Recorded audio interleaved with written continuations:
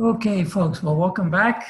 And this is our last lecture of the Healthcare Bioethics course in the program of bioethics here at St. Thomas University for the third cohort.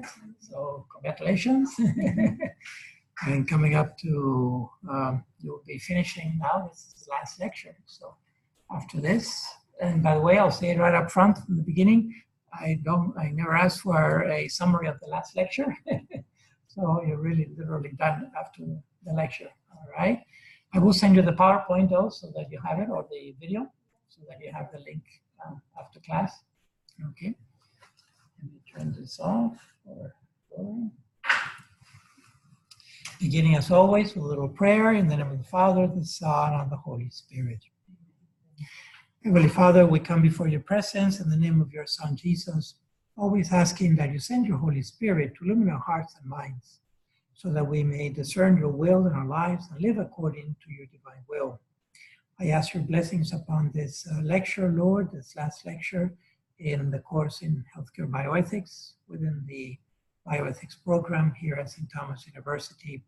Special blessing and prayers for my students as they go forward to implement, hopefully, at least some of what has been learned here, that it may be an enrichment also for those whom they come in contact with in these topics of bioethics today, as they become complex and delicate because they involve human life one way or another, which is the life that you have given to each one of us according to your image and likeness.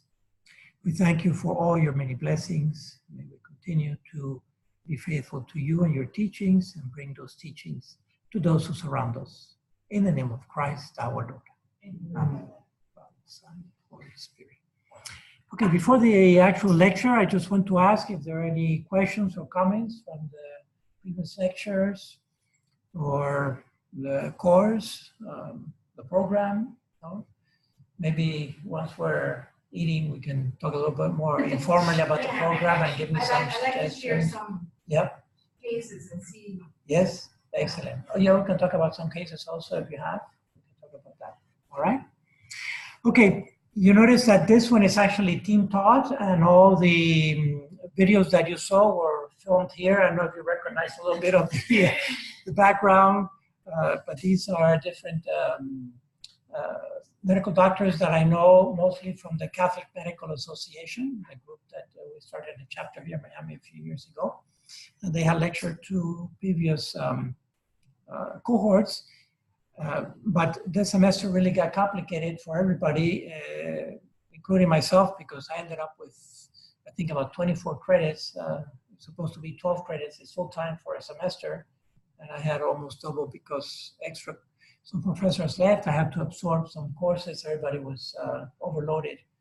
And I figured, since I have the videos already, to do that, and it would prevent you from having to come all the way out here, at least the last time. So I think it worked out all right. But this one I gave myself because I have a little more experience on it on the donor side of things.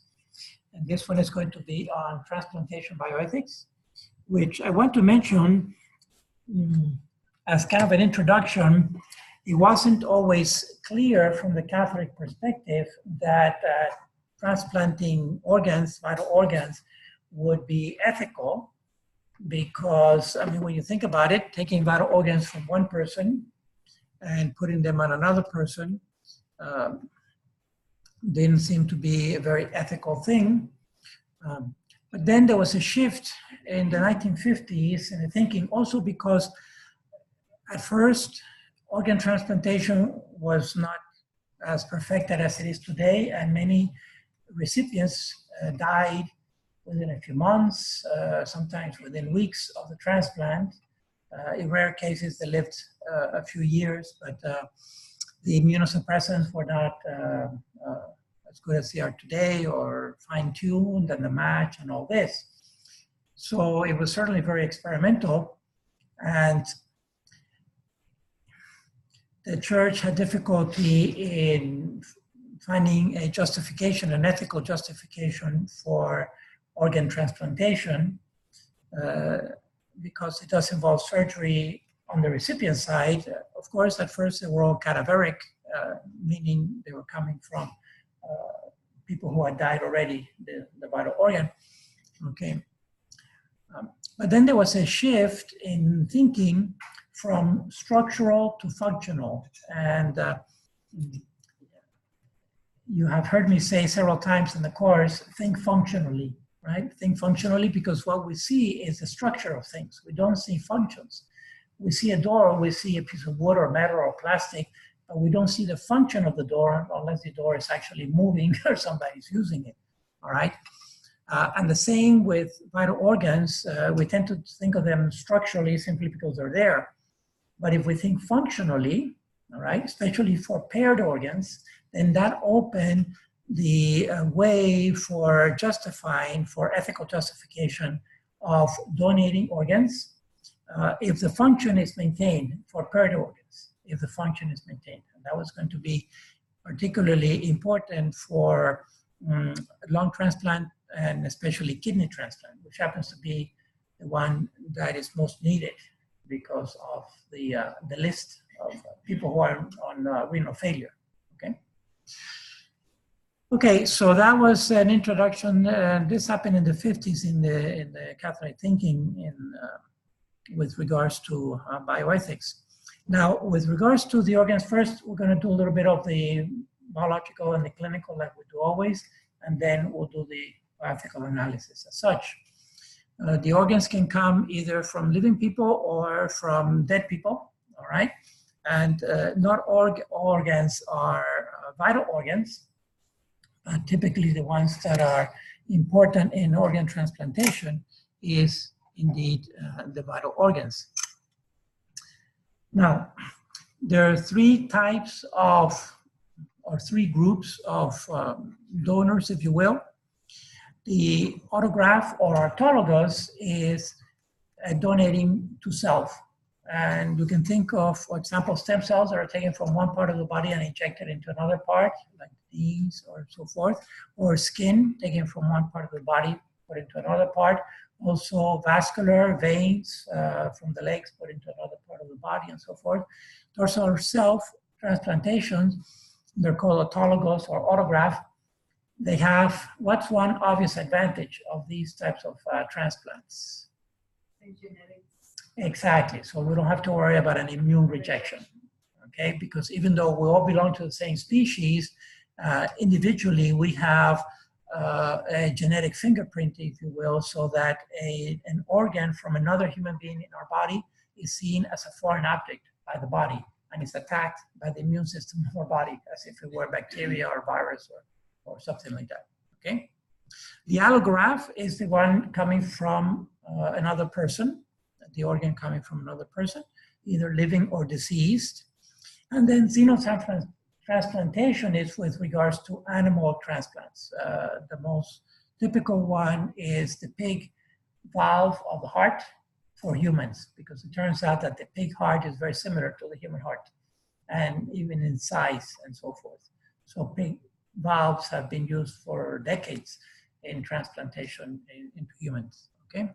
But basically from one species to another. This is becoming increasingly interesting with transplanting, with growing organs in another species and then transplanting them to the human. So some experimentation going on there. Oops. Now, I mentioned not all organs that are transplanted are vital, and even not all organs that are important are vital, but I'm going to concentrate mostly on vital organs. So just to review, if you remember back when we studied end-of-life issues, we looked at the vital organs of the body. We can begin with the head, the brain, the heart, the kidneys, both kidneys, the liver, lungs, pancreas, intestines. The thymus, even though it's not actually a vital gland, but it can be transplanted, all right? Of these, the most common ones are kidney, liver, and heart for transplantation. And the ones that can be transplanted from a living donor, are kidney, liver, and lung. And there's one case where the heart can be transplanted, a living heart, which is a very unique case. We'll look at it a little further down. All right, also tissues can be transplanted. I mentioned veins and skin, sometimes nerves, the eye, the cornea, tendons. The most common one is a transfusion, blood transfusion, which technically is a transplant, okay? In fact, the blood, whole blood is considered an organ. It's the only liquid organ in the body, but it is an organ because it has different tissues that have similar functions. But we have the white blood cells, the red blood cells, the platelets, the plasma. So it's actually considered a liquid organ. Bone and bone marrow. Bone marrow has been transplanted for decades, and it's one of the first successful transplants that was done in modern times. Okay.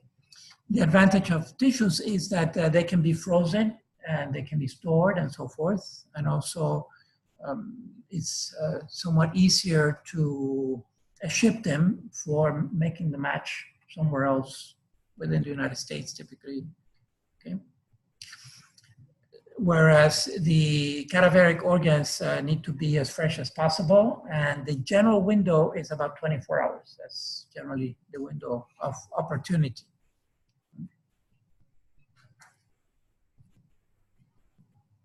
Okay, so the first thing to be concerned in transplants is the whole issue of the immune rejection. And so the match needs to be found, and there's a scale, there's a matching scale that's done by serotyping. And essentially what is done in brief is to see the antibodies of the donor, whether living or deceased, and the antibodies of the recipient, and try to find the best match possible. It doesn't have to be 100% match.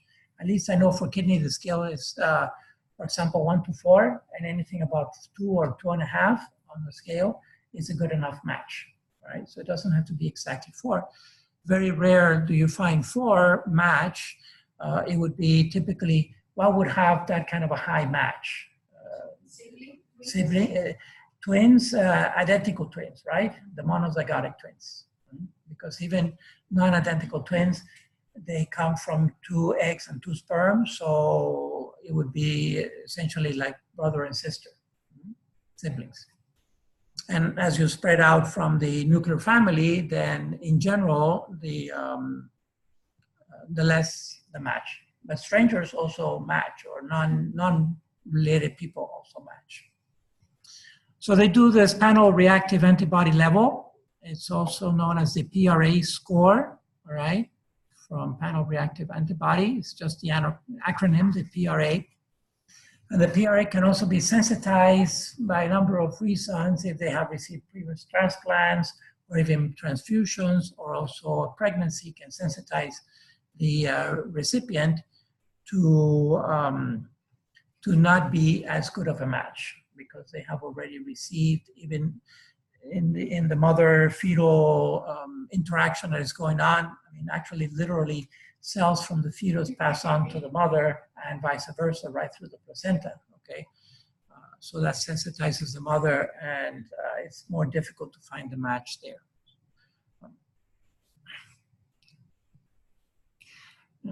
What is used for the recipient is that their immune system is toned down. It's not shut down totally, because then they would be susceptible to all kinds of infections. Just breathing air right now, we're breathing bacteria and spores and viruses in and out of our lungs. So it's not totally shut down, but it's suppressed, okay? And those are immunosuppressant drugs that are used. Also here, they're done some, mostly in the UK and in Europe, they've done some trials where they do a bone marrow transplant first for living donor and recipient, for example, in kidneys. All right, if it's first time, First, the recipient, first time receiving a kidney, what they can do is shut down the immune system of the recipient, do a bone marrow transplant from the donor to the recipient. And once that marrow starts growing, it will produce also the antibodies of the donor on the recipient body. Okay, so now the recipient will add to its collection, the PRA, or to its collection of antibodies, will have also the antibodies of the recipient, of the donor, sorry.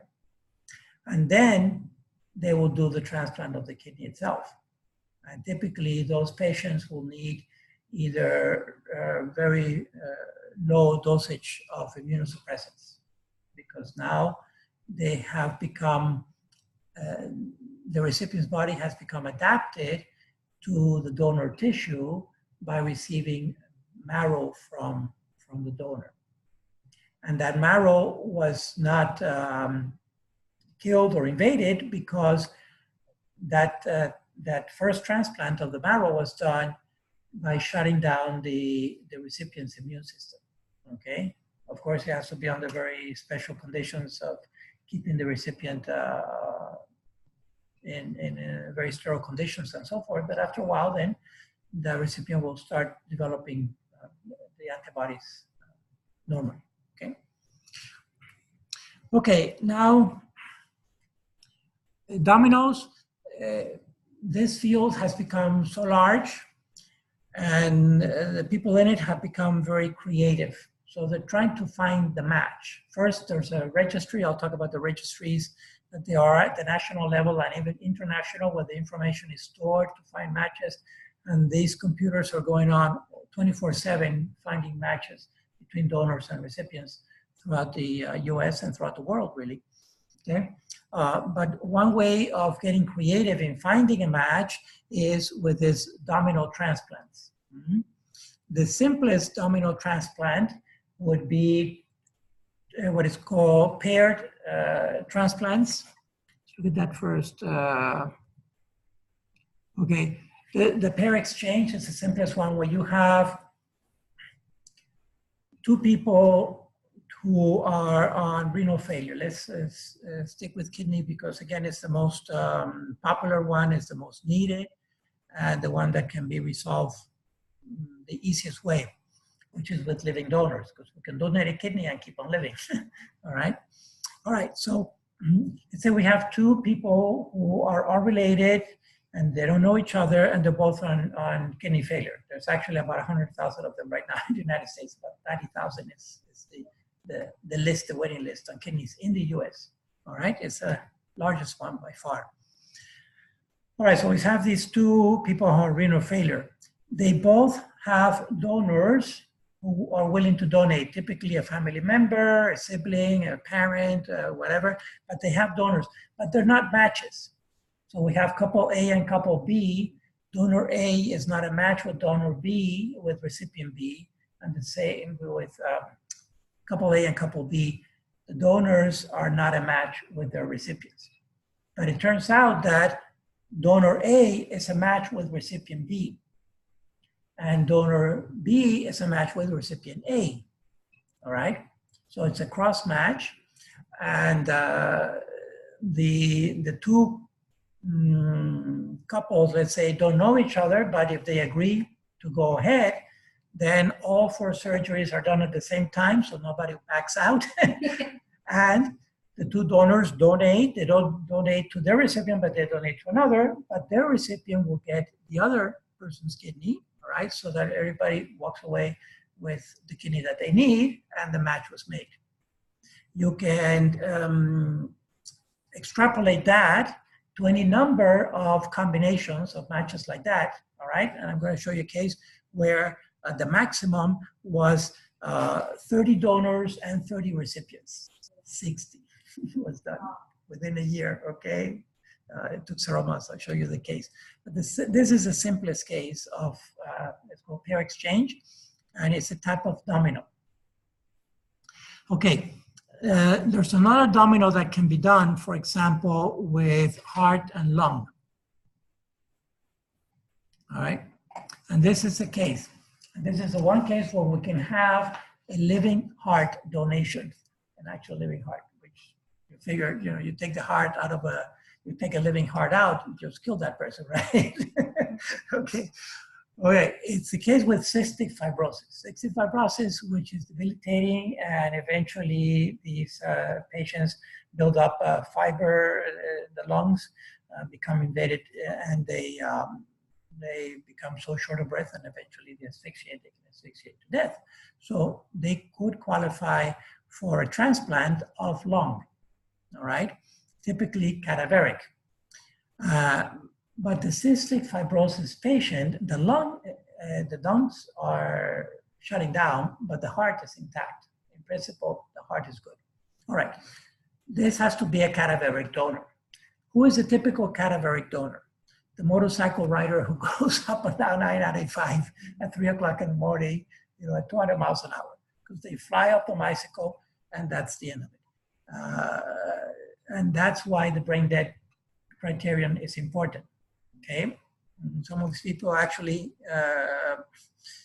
were donors, organ donors, and they had it in the driver's license, driving a wildlife, or just it was an accident and it was a blow to the head, it was a lethal blow, but from the neck down, the body's basically intact. If they were a donor and they had it on their license, then the team can come in and harvest the organs that are good. And so for technical reasons, it's actually easier to transplant the whole heart, chest and in other words, lungs and heart together because of the pulmonary circulation. You keep that intact. In other words, you only have to cut really the vena and cava and the aorta, but you keep the pulmonary circulation intact between heart and lung. So what you have is the inside of the chest. You have the heart and the two lungs intact. That will be the transplant from a cadaver into a cystic fibrosis patient. All right. Now, the cystic fibrosis patient only needs the lungs, but his or her heart is good. So they're not going to keep the heart in. They have to take out again the whole chest. They have to take out lungs and heart out to put in the new set, right? So that's the case where you have an intact heart. You can harvest an intact heart from a cystic fibrosis patient, discard the lungs that are going to be medical waste, but the heart in principle is good, which can go to another donor who is a heart recipient who is on heart failure, right? I had a friend, by the way, he's from, I may have mentioned, he's from Colombia and the wife is from Mexico, and he was on the heart waiting list for about 10 years. Wow. And 2 years ago, he got a heart. It was cadaveric, but he got a heart from like a 20-year-old, and he's in his 60s, we're the same age. And it used to be that he was down to about 10% on the heart output, all right? They had a little, they lived down in Homestead, and they had a little,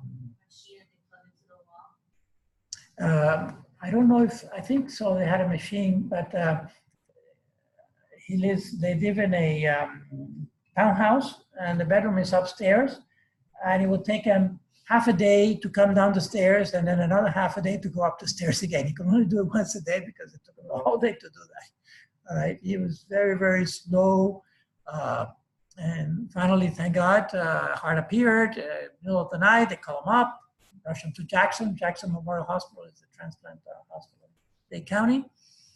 The heart went in, fantastic, which, by the way, he had a defibrillator, and they missed taking out the little piece of wire was left inside, little tiny wire, metal wire, and was scratching against the aorta, and he started bleeding, and he had torn aorta, and he was just bleeding openly. This was about 4 or 5 days into the transplant. They had to rush him in, reopen him,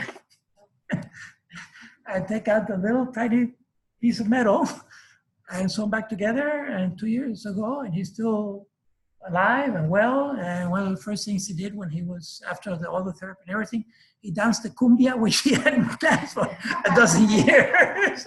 He would have dropped dead after dancing that, you know, in the middle of his deficiency. But so these things can work, and it's just amazing. He was actually able to go to Colombia finally and fly there after so many years to see family, and so it was a very beautiful success story, but very delicate thing.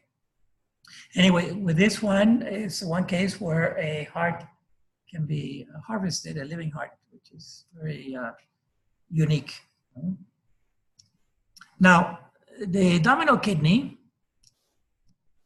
that I mentioned it because it's the there are about 90,000 right now on the list of renal failure in the United States waiting, and about 15 more or less die every year, every day from the list, from lack of a kidney, all right?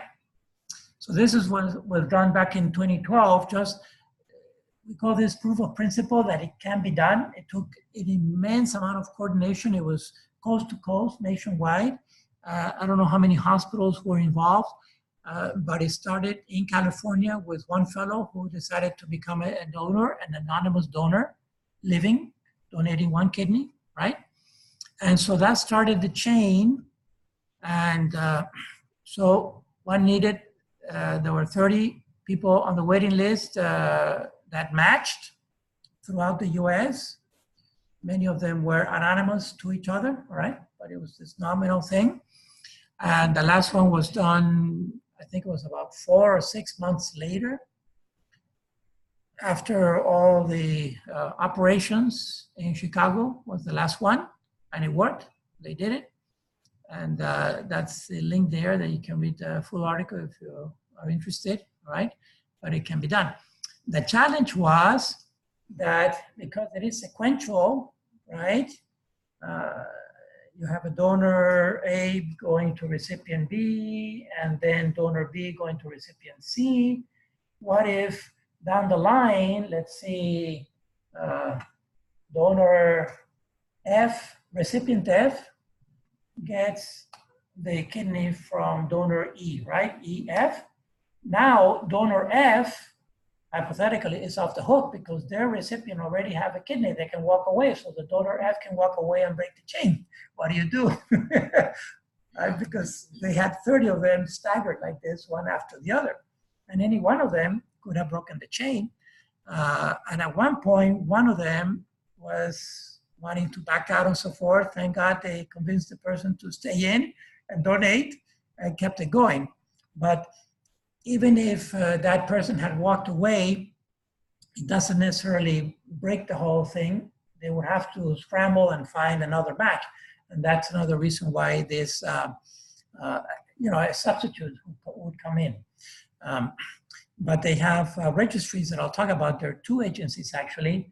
One that registers the recipients, in other words, the list of people on renal failure who are on the list with their PRA scores and everything else.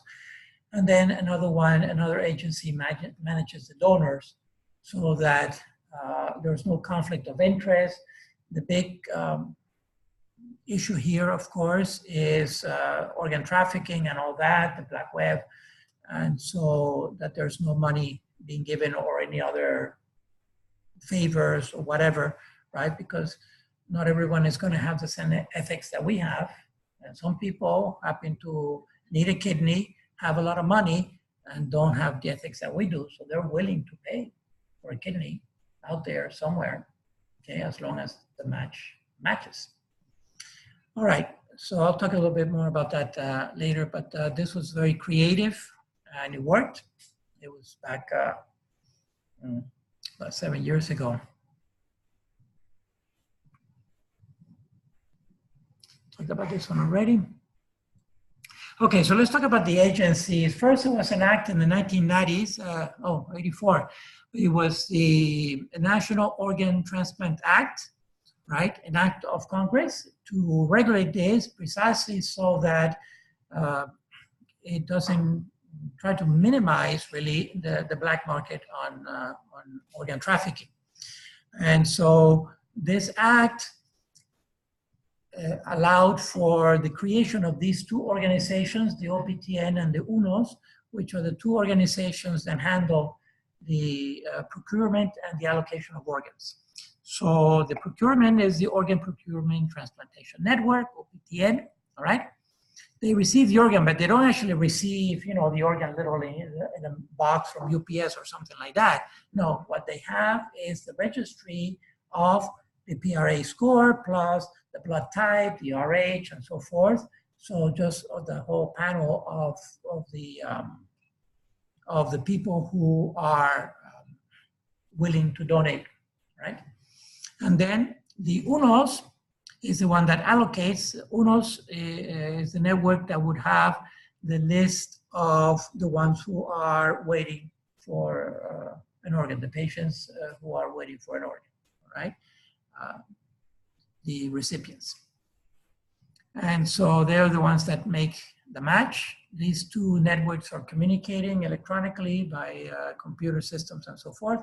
It's on 24/7. It's a very dynamic thing and complicated. It's hard to understand actually how individuals are allotted or scaled on the list, right? How they're bumped up and down and so forth.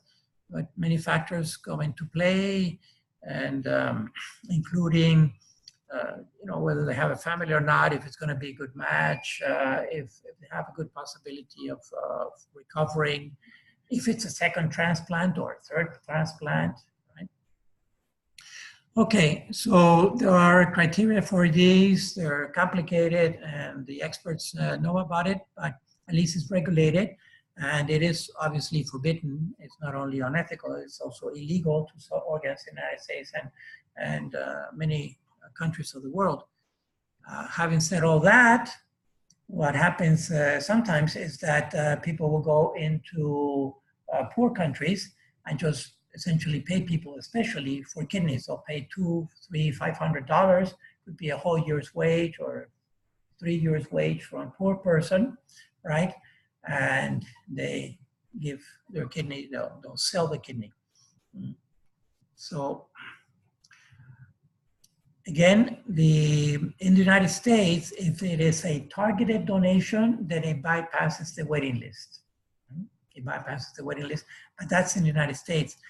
In Europe, a targeted donation means that a specific donor is going to give to a recipient, to a patient, typically a family member or a friend, someone like that, all right? That bypasses the waiting list. It's called target donation. In Europe also has target donations, but it doesn't exempt the recipient, the patient, from the waiting list. They still have to get on the waiting list, even if it's targeted, all right? So basically it goes into the pool of donors. And my suspicion is that it's partly because of the socialized medicine that they have. And so it's not as capitalistic as it is here, or individualistic, if you will.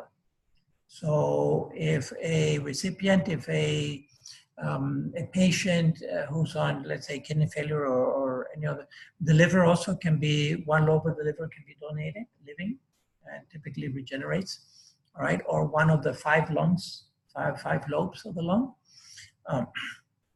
Then it can be targeted, but in Europe, that person, that recipient, still has to wait until they come up for the actual transplant.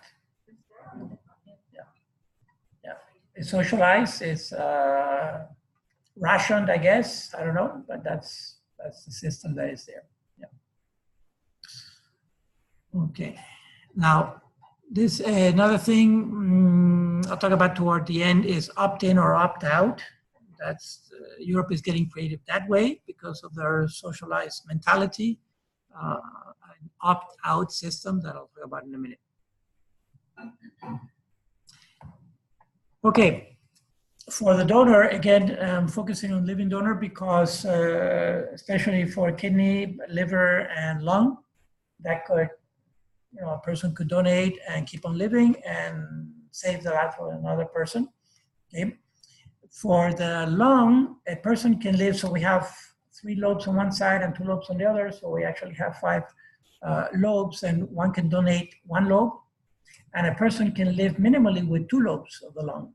Right? They're not going to run the marathon or anything like that, but they can live a very sedentary life and keep living. Like, for example, emphysema or something where the lungs, all 5 lobes are shut.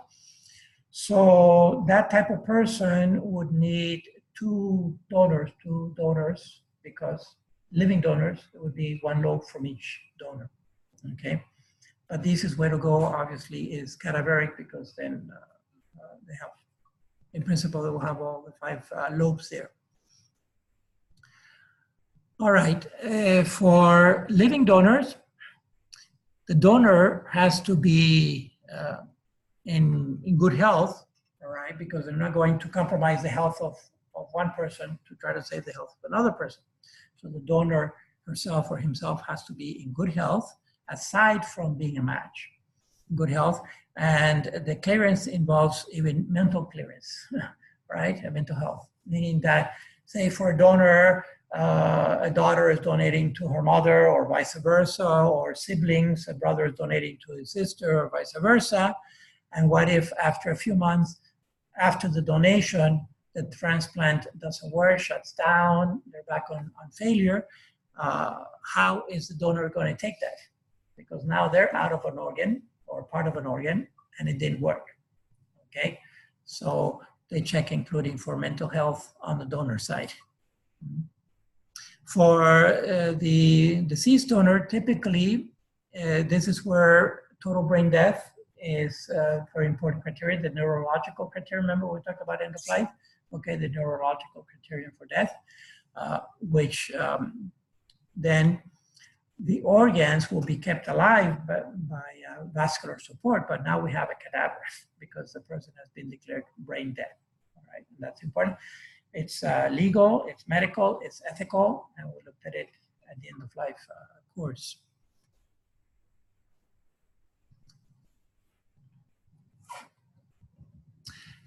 Okay, actually I had, let me go here for a moment, because I had some numbers for you from another course.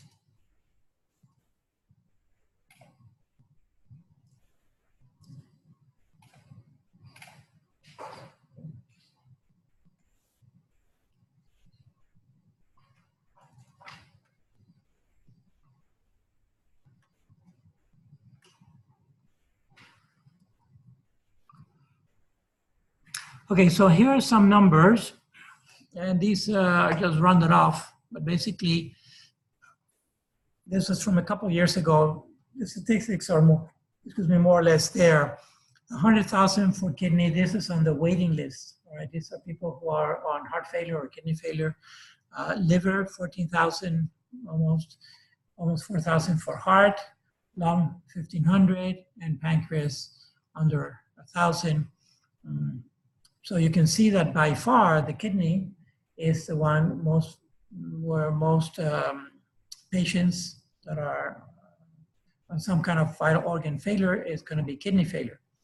But the interesting thing about this is that it's one of the easiest transplant to give, living, right? And keep living. So that's an easy number to eliminate, relatively easy, if more people will consider a donation.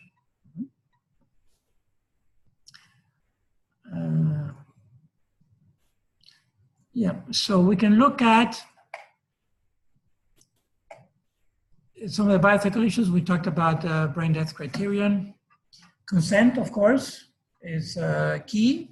Obviously, the recipient wants the organ, all right, so they're consenting, but it's on the donor side.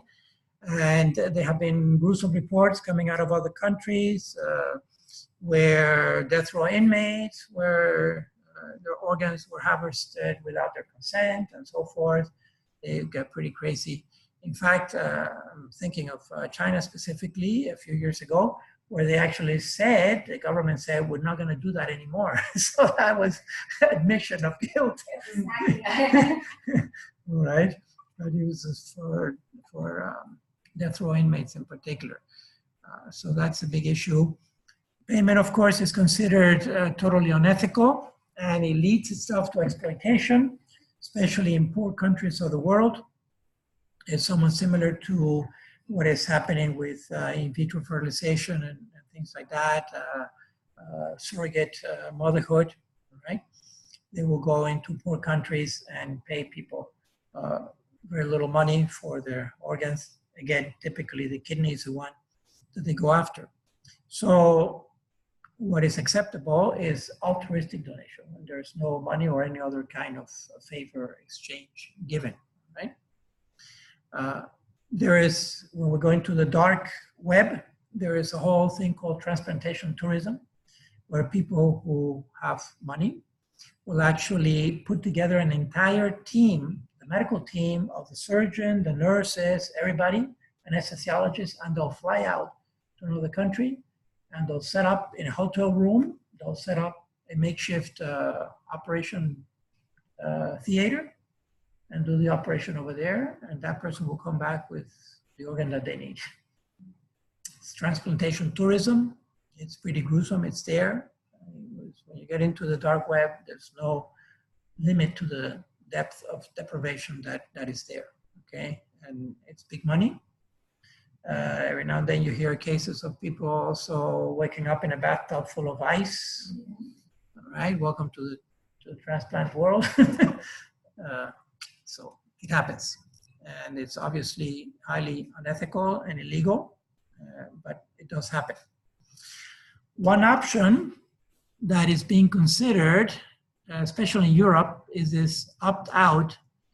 Obviously, the system that we have now is opt-in. In other words, the donor opts in voluntarily, either living for the possibilities of liver, kidney, and lung, or cadaveric and the driver's license, whatever. Okay, so the person, the donor, will opt into donating an organ. The opt-out option is this, because there is such a need for organs, right? Would be that society would assume that upon death, that person would have wanted to donate their organs.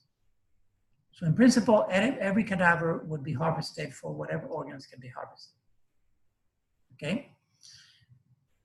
So the possible merit is this. Obviously, in the grave, we don't need them, all right? And they will literally go to waste.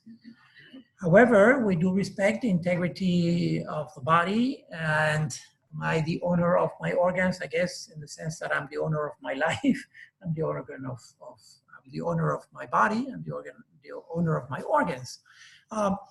This could be a possibility if there were consider a massive campaign of education that will be done since elementary school, in every school of the country and so forth, where year after year, people are reminded, if you don't want to donate your organs, just opt out. Go fill out this form, go to this place online or this office or whatever, or here's a paper, just sign that you want to opt out of donating your organs, okay? Otherwise, we're just going to assume that you want to donate your organs. Some countries in Europe are thinking in this way, again, because of their socialist mentality, that there's benevolence there, there's social benevolence or beneficence. But again, to be fair, the person would literally have to have the possibility of opting out, which we're back to the informed consent. They would have to be able to consent either in or out, you know, with information and so forth. So I know that there's been some talk about this in some of the European countries. Typically are also the countries that have euthanasia, legalized euthanasia, because it's part of the utilitarian mentality, right? You want to kill yourself, fine, but know that we're going to harvest your organs because someone else can live with your organs for a while.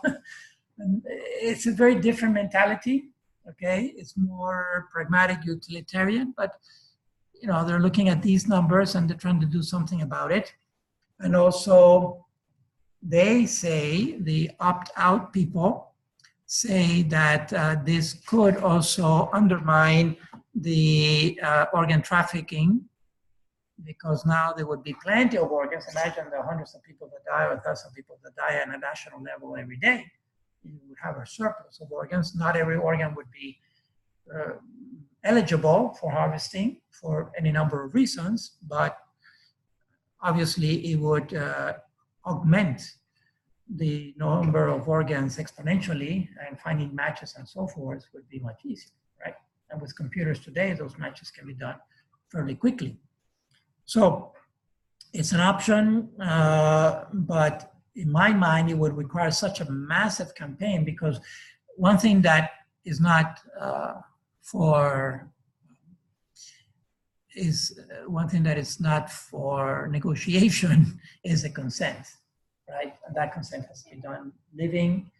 And then what do we do with minors? I guess they would have to be adults after all these years of the, I don't want to say propaganda, but the information and the talk and so forth. As adults, they would have to make that decision. Right? So the ones who die before adulthood would not be eligible, I would think, for this opt-out situation. I don't know. It's an open question. What do you think? To me, it would have the opportunity to become more utilitarian system. Yes, it is along the utilitarian ethics thing. And it could be a lot of people could be coerced to do that, or manipulated to do that. Right. Yeah. So, even socially, because if everybody else is donating, I'm going to feel pressure and I'm going to be left out, say socially, if I don't donate, right? And so social pressure, yeah, it's there. But it is definitely coming out of the utilitarian mentality. And but I can tell you, some countries are thinking about it. It's going that way. But this organ thing, one thing is for sure, that it has progressed tremendously, and now the immunosuppressants are down. I know people who are recipients, donors. I donated a kidney a dozen years ago, and I'm still here kicking, so it works. All right, the recipient. In fact, she's in the hospital right now for pneumonia. It's a separate issue, but her creatinine is better than mine. They gave her the good kidney. I keep telling her it's a loan, right? it's a random selection. Yeah, it is. But the interesting thing, it was even laparoscopic. And so the little write-up, I did a write-up. This was in 2007, 2008, something like that. So afterwards, I did a write-up encouraging people to consider, opt in, not opt out, but to consider giving a kidney, because look at this particular number, which is the highest one, okay? Right now, how many are we in the United States? We're about 320 million people in the US, all right? But not everyone's adult. So if we do just the math, it's amazing what a small percentage of the American population would we need to donate a kidney and wipe out that 100,000 list. It's incredible. I'm just going to show you the math for a moment.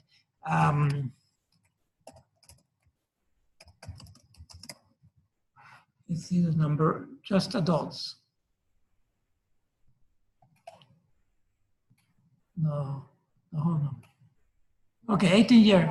Okay, so 209, let's round it to 200,000. 200 million.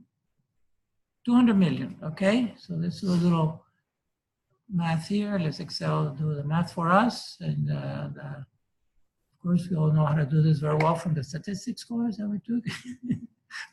Just a little ratio.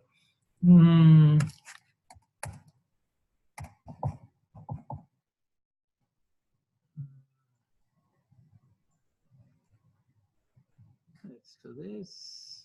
Oops, that's too many. There's one comma. Where's the comma? Okay. So that's our 200 million, right? And we need to get to 100,000. So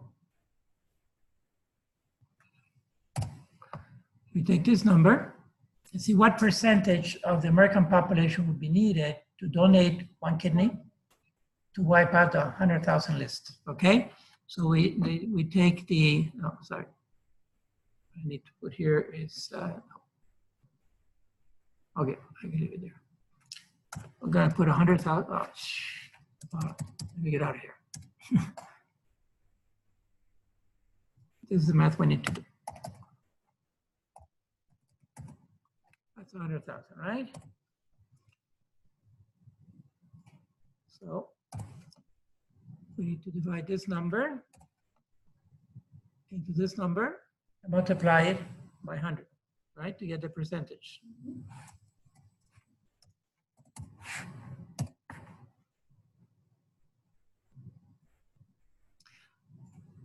0.05% of the American population, of the adults in the US.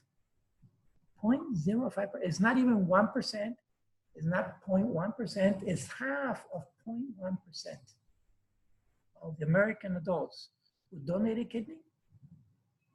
We wipe out the 100,000 list.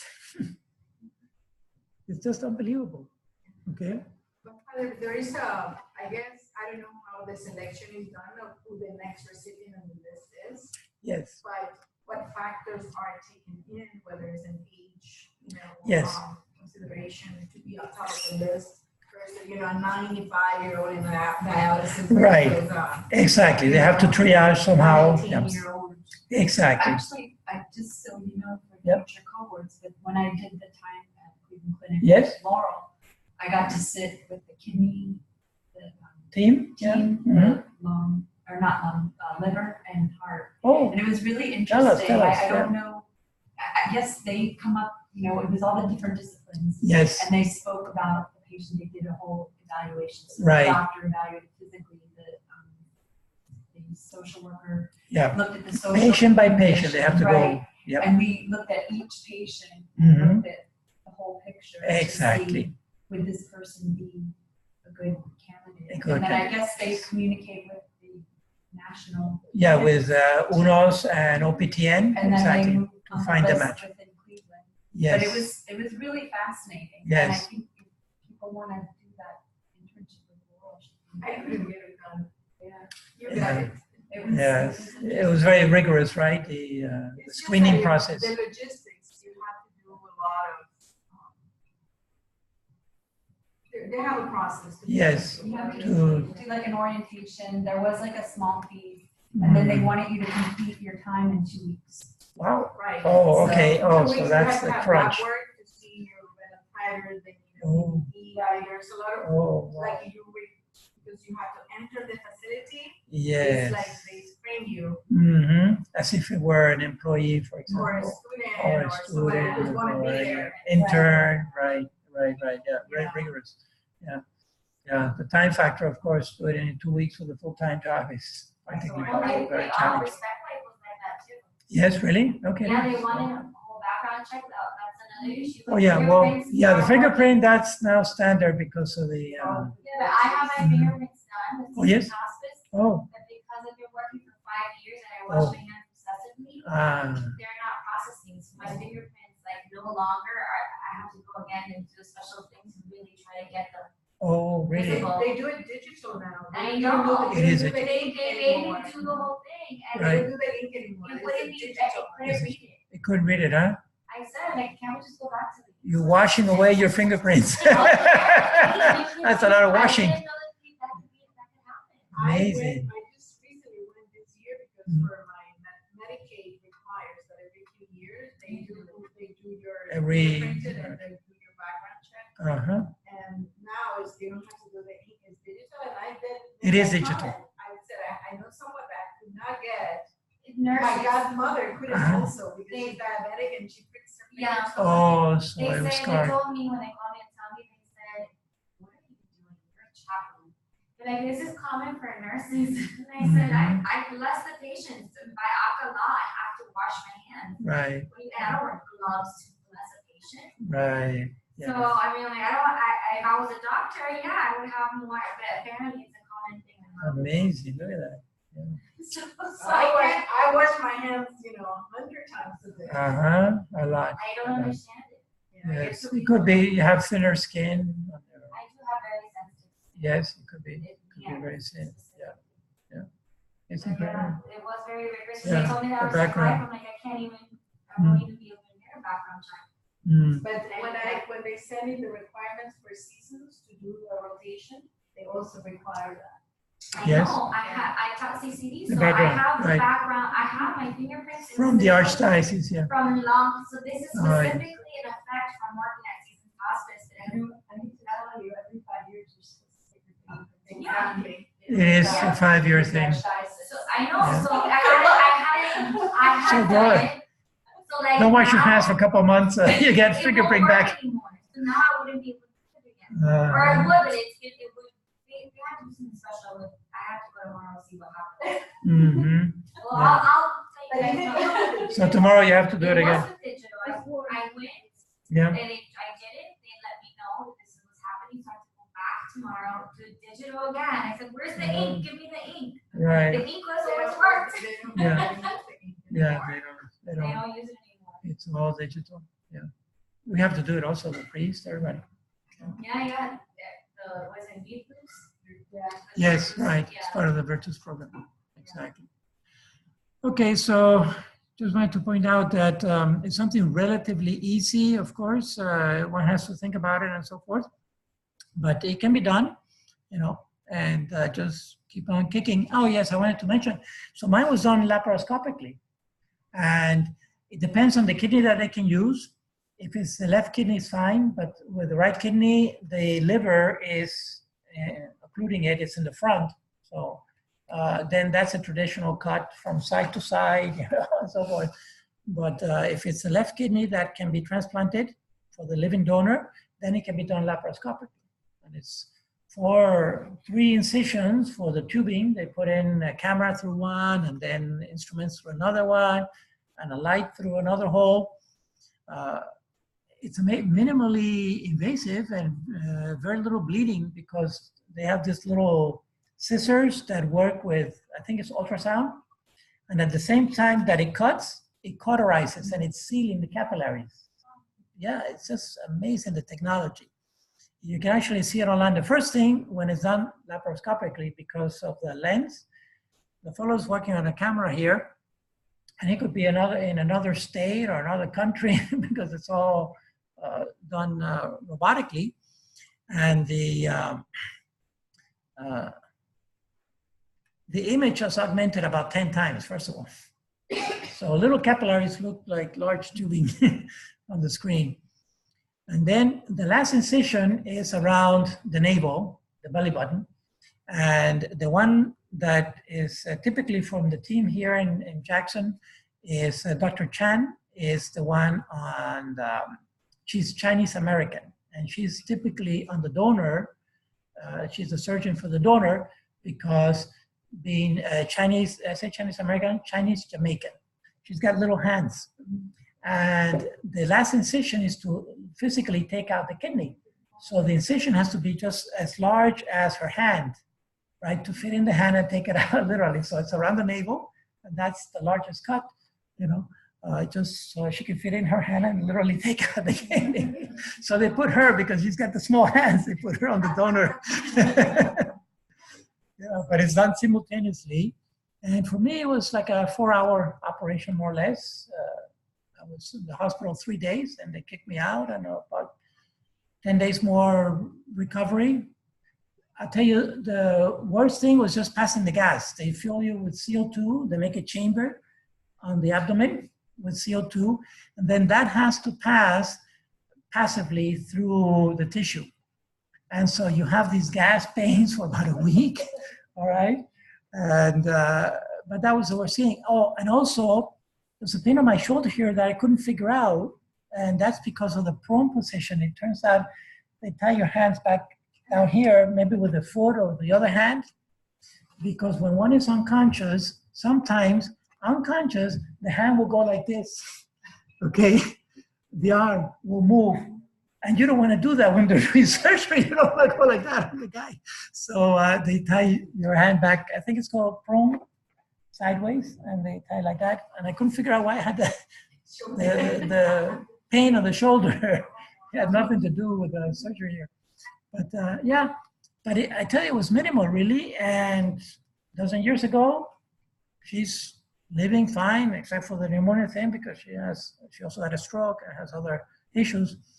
But for her, she had 2 other transplants already, cadaveric. And the first one lasted about 15 years.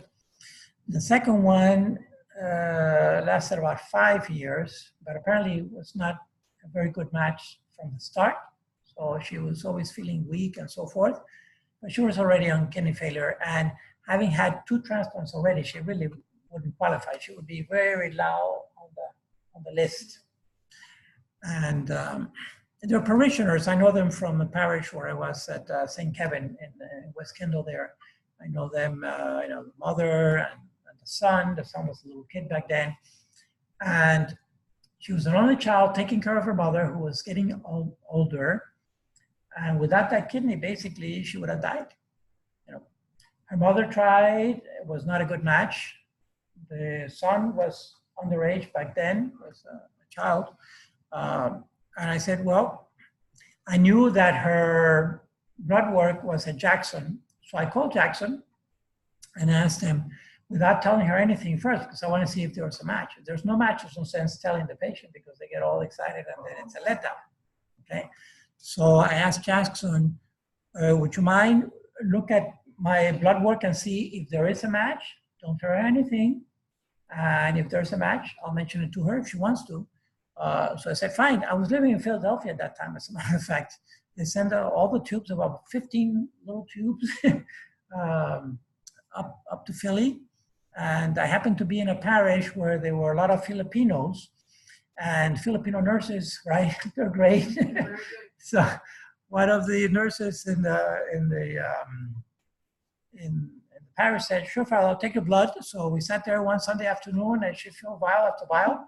They're all heparinized, put them back into the box, UPS, and back to Jackson. And about a week later, they called me and said, yeah, you're a match. It's not perfect. It's about a 3 out of a 4, but you're a match. So if you want to go for it, it's up to you.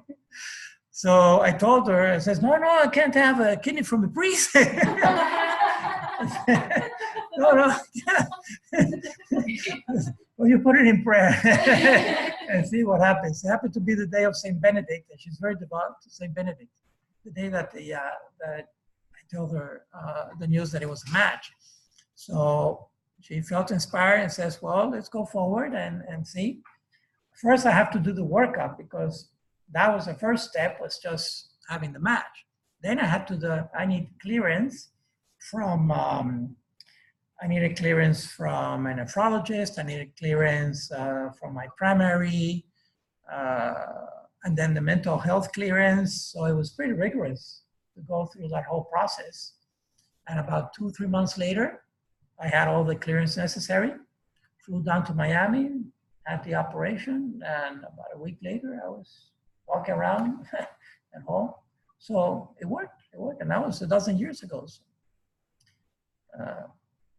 it can be done, okay? So I put it out there for people to consider, and you can talk about it with your spouses. I gave you that little list. That one, the little article, that one I wrote from the NCBC when I was still at, in fact, I was at the NCBC as one of their staff physicists there.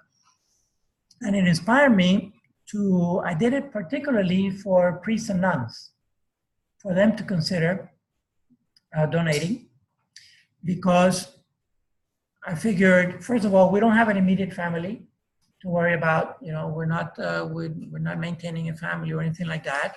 Number one. Number two, I figured that maybe this is wishful thinking, but if someday I go in renal failure, I may have a better chance to find a donor, because more people tend to know us, priests and nuns, that individual. Typically for an individual, citizen is usually family member, close family member, right? Or someone like that, or a close friend. But so many more people know us that I'm sure if I announce in the parish or in the archdiocese, hey, I'm going to kidney failure, any volunteers? Maybe some poor soul will have mercy on me and consider donating, right? And so I was promoting it for priests and nuns in particular. And then the other thing is to consider maybe possibly as a benchmark after 50 years of age. You know, it's more than half of the lifetime, the average lifetime of humans in the US. So certainly as a young person. Also for women who are single or married, but planning on having children, it's not a good thing to have a pregnancy with just one kidney because it puts more stress on the body, right? But later in life, the second half of the century, it's a possibility, you know. And they take them now up until 65 or 70 years of age. They take donors. At my parish, one parishioner donated to one priest.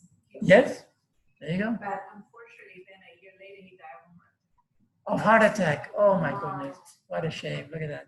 So did he have high blood pressure or something, you know? I don't know what his medical issues Oh. were, Okay. but it was really sad because it was only a year that. Yes, and the kidney was okay, right? The transplant was working. Everything was fine. It was fine. The creatinine was down. And, Damage because of heart issue.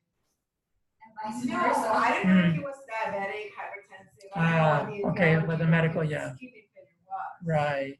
Yeah. Yeah. So when you have, a systemic disease, then, you're Mhm. high risk for having other diseases. Exactly. Yes. So, Yeah, that's the thing. And that was the thing with this lady that donated to. The other thing too is that people think, well, one kidney, what if that one kidney goes bad? Hate to tell you, but typically when kidneys fail, they both fail. So, to have one or two, not always, but typically it's both when it's renal failure. Okay. So, all right, well, that's about it, folks. I can't think of anything more to torture you with on this last lecture.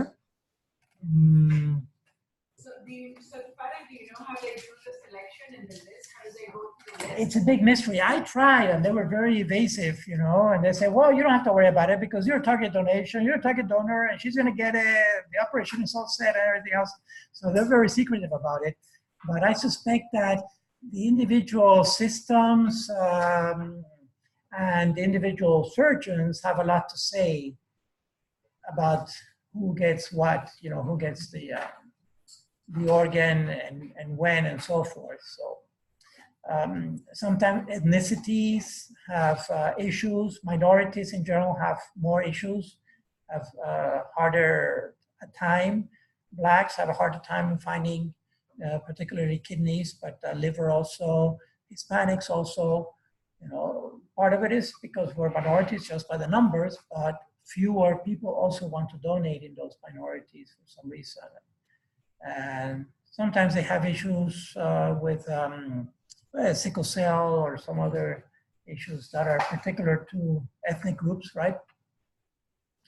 But that list is a very big mystery, how they establish the protocol and who gets where on the list. And it's dynamic, it will change, and it can jump up and down. One thing that can be done, Father, is that, diabetics in general, they do very poorly in controlling their diabetes. Yes. So they, in order to prevent that they go into this, end-stage kidney failure, they need to be more involved in their care. Right, proactive and compliant, Exactly. because non-compliance is a typical thing, right? So, in fact, and then if you donate to a diabetic, and they usually have peripheral vascular disease, maybe they smoke, there's more damage. right. So, that's why this other system that they do in Europe is I don't think it's fair, that everybody has to donate, but somebody has not taken care of their lives. Right. Well, That's the challenge. problem with liver too, like. Liver, cirrhosis. Person It's that an has alcoholic, Mhm. and they some Right. hepatitis C for transfusion, Right. for example. So have they stopped drinking? Oh yeah, they stopped for how long? Yes. And will they continue to stop? Yeah. Right? Yeah, that's where it gets into the behavior, the social behavior and so forth. It's challenging. It's really challenging. But at least on the good side is that it can be done. The church, in fact, all recent popes have spoken well about organ donation, have encouraged. I remember particularly John Paul II talked about it, Pope Benedict, and I haven't seen anything specifically Pope Francis, but I'm sure he's for it. You know, some people have apprehension in the parishes. Well, that can be done, Father. I don't know. Is that ethical? Is that moral to do, to donate an organ, a vital organ? Is that mutilation? No, not necessarily. We think functionally because, again, the other kidney, in fact, the other kidney grows a little bit. The solitary kidney that is called, grows. And then you can have a lot of fun because it turns out that later I developed prostate cancer, so that went out, and I'm trying to get loose parts going into the grave. The least parts possible. Right? But every year I go for a sonogram. My urologist sends me for a sonogram, and sometimes I just forget that it's solitary kidney, and she's there with a machine looking for the other kidney, and she's back and forth and back and forth. Oh, I forgot to tell you, it's a solitary kidney. But it's starting to grow back. Some people. Anyway, want to end on this happy note that there's good stuff out there in spite of all the some of the negative stuff that we saw in the course throughout, precisely because of that utilitarian mentality that is out there. But there's a lot of good stuff that is out there that is ethical and positive, and we need to promote it and encourage it, right? Because someday it could be a relative of ours. Okay, thank you very much. Really appreciate it. Let me close this down now, and we'll continue with our get together.